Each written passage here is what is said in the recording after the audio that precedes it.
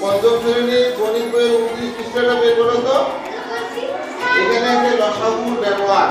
তারপরে এখানে নিচে 2 নম্বরের একটা অঙ্ক আছে না, কাজের 2টি ঘন্টা আছে, আমি এখানে লিখে রেখেছি, দেখতে পাচ্ছ তোমরা?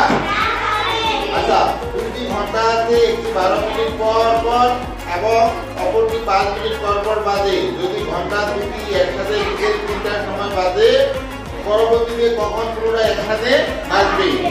উপরে কিন্তু লেখা আছে লসাগুর ব্যবহার। এই অঙ্কটা যদি অন্যখানে আমরা করতাম তাহলে কিভাবে বুঝতাম এটা লসাগু করবো না গোসাগু?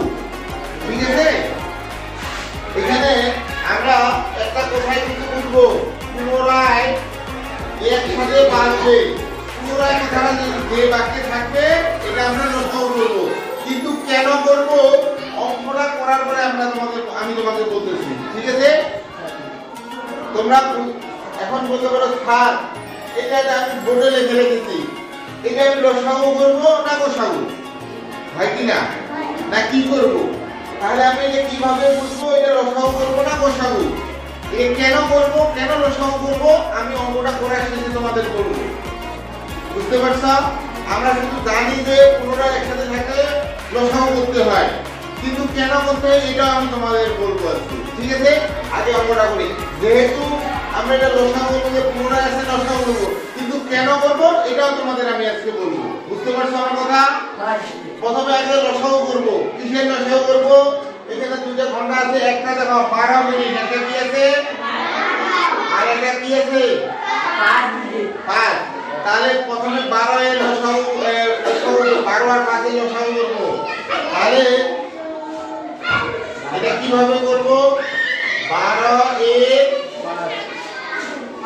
কি লিখবো? গুণিতক। তাহলে 12 এর গুণিতক কি? 12 কে 12 দুগুণা 3 12 4 12 5 12 হ্যাঁ ডক্টর দিরা। আচ্ছা, তারপর কত আছে? 5 এর গুণিতক 5 10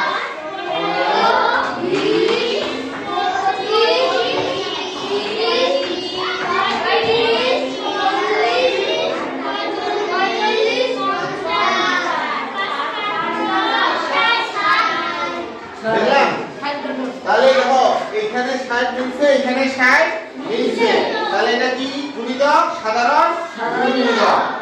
তাহলে 12 ও 5 এর গুণিতক সাধারণ 60। এরপরে আরো থাকতে পারে, তাহলে এরপরে কোথায় গুণিতক থাকবে? এরপরে কোথায় থাকবে? 120। তাহলে 12 ও 5 এর লসাগু কি? 60। তাহলে এইটাই আমার উত্তর মনে করো 60, কিন্তু 60 কি মিনিট? 60 কি যেহেতু এখানে মিনিট আছে ওখানেও হবে মিনিট। তাহলে অর্থাৎ 60 মিনিট। 60 মিনিট মানে কি রে বলো তো? 1 ঘন্টা পর ঘন্টাগুলো বাজবে। ঘন্টাগুলো কি হবে? বাজবে। 60 মিনিট মানে 1 ঘন্টা না? 60 মিনিট যেটা ওইটাই 1 ঘন্টা। 60 মিনিট বা 1 ঘন্টা পর একসাথে বাজবে। তাহলে 2টায় বাজলে প্রথমে কয়টা বাজছে? 3টায় বাজবে। এরপরে কয়টায় বাজবে? তাহলে উত্তর হবে 4টায় বাজবে। কয়টায় বাজবে? 4টায় পুনরায় বাজবে। 4টায় পুনরায় বাজবে। এখন উত্তর কিন্তু 4টায় পুনরায় বাজবে। তারপরে তার মানে আমি কি বললাম? অঙ্কটা আমরা কেন পুনরায় থাকলে লসাগু করব তোমাদের একটা জিনিস দেখো।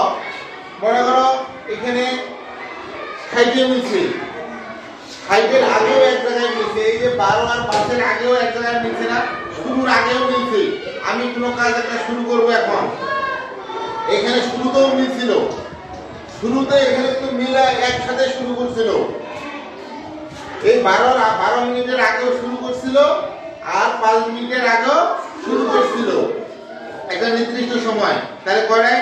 3টায় শুরু করছিল, তাই 3টায় এই জন্য আবার পরে 60 মিনিট পরে বলছে, তারপরে 120 মিনিট পরে আবার মিলবে। তাহলে যেগুলা একসাথে আবার মিলবে, কথা আমার বুঝো।